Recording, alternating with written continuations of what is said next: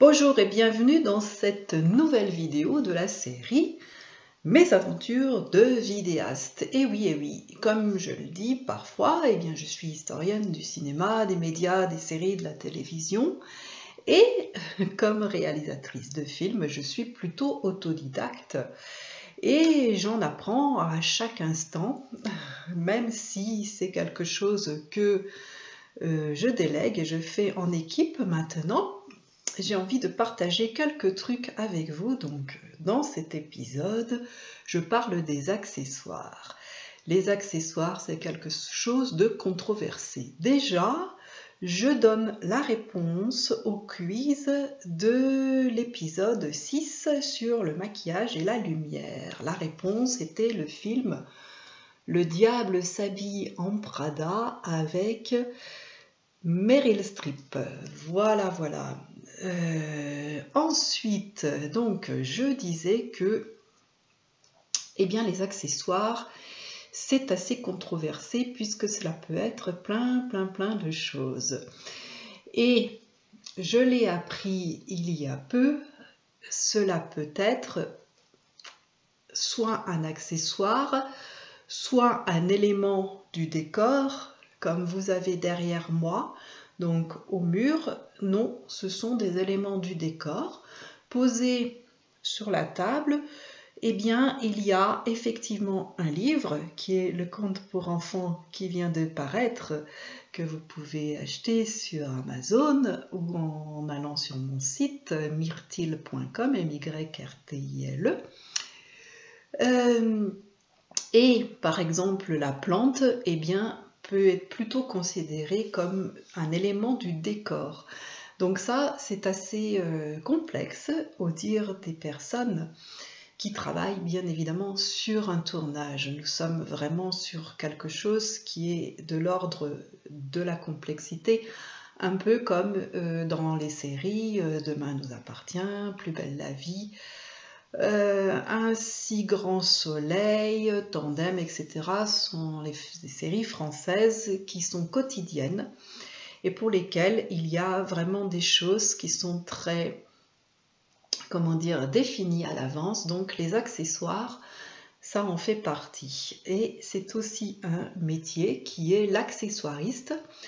Et sans surprise, l'accessoiriste travaille avec le ou la décoratrice.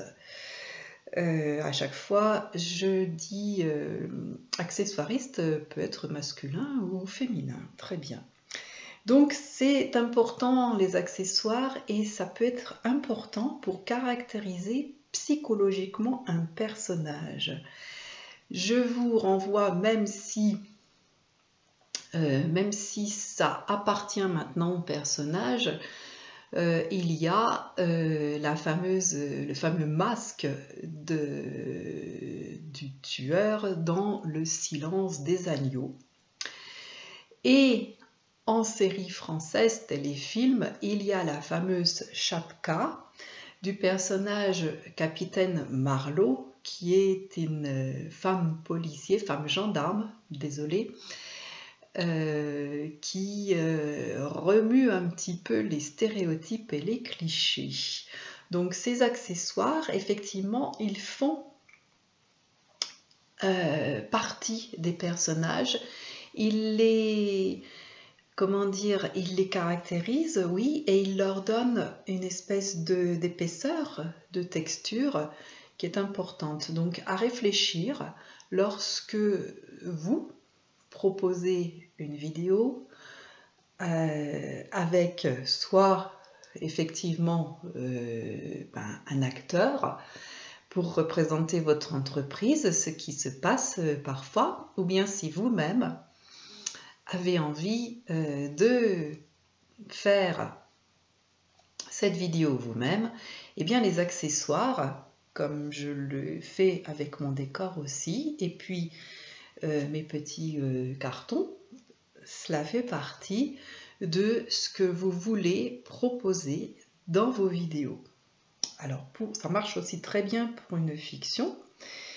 Donc, il y a une discussion qui se fait sur l'accessoire. Est-ce que l'accessoire, lorsqu'il est attaché au personnage, comme par exemple ces magnifiques boucles d'oreilles qui sont faites avec des ailes de scarabée, sont magnifiques, c'est une fabrication française d'une artisane, que je vous invite à découvrir. Donc en commentaire de cette vidéo, il y a ce que vous avez besoin de savoir. Donc est-ce que cet accessoire, il est un accessoire ou bien est-ce qu'il fait partie de mon costume? Donc on entre sur une autre catégorie qui est le costume. Donc tout ça, c'est des discussions internes entre la décoration, l'accessoire. Je vous emmène un peu dans les coulisses de fabrication d'une série ou d'un film ou d'un téléfilm. Si je vous dis baguette, cape, balai, eh bien oui, ce sont des accessoires pour un sorcier, Harry Potter. Et si j'y mets des lunettes, eh bien effectivement, c'est quelque chose qui est un petit peu différent.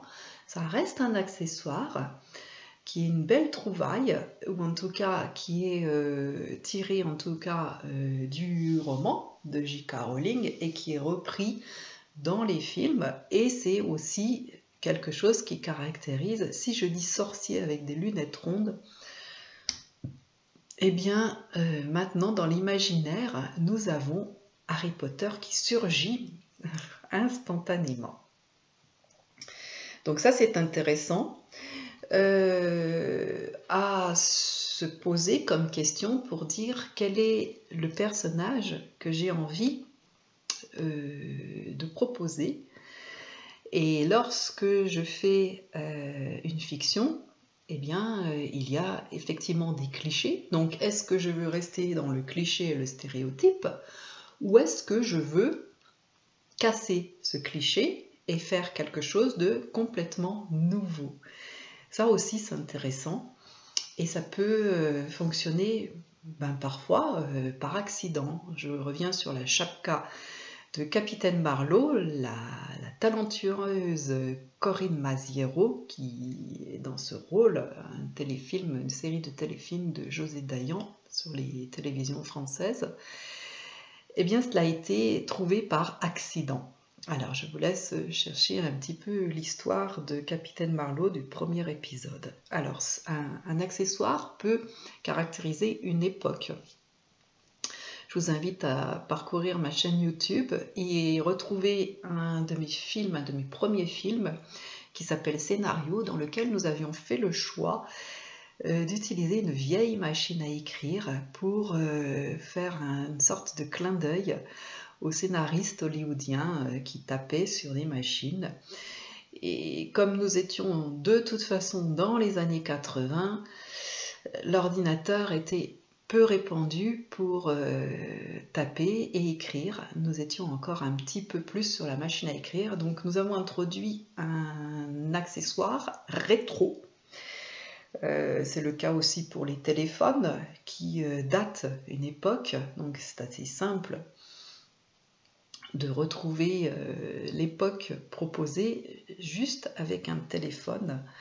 Ça, c'est du travail un peu de recherche lorsque nous faisons une fiction, pour un docu-fiction, comme je l'ai fait avec Paulette, donc vous voyez l'affiche derrière moi. Il était question de recréer l'année 1939. Alors, c'est vrai que l'extérieur est parfois plus simple pour avoir un décor. Le décor et les accessoires vont ensemble. Ce qu'il y a, c'est que les accessoires peuvent faire beaucoup de différence.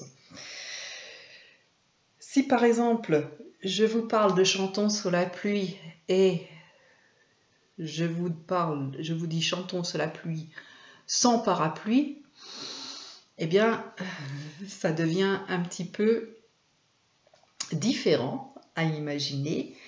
Et pourtant, eh bien, c'est quelque chose qui est juste logique et évident.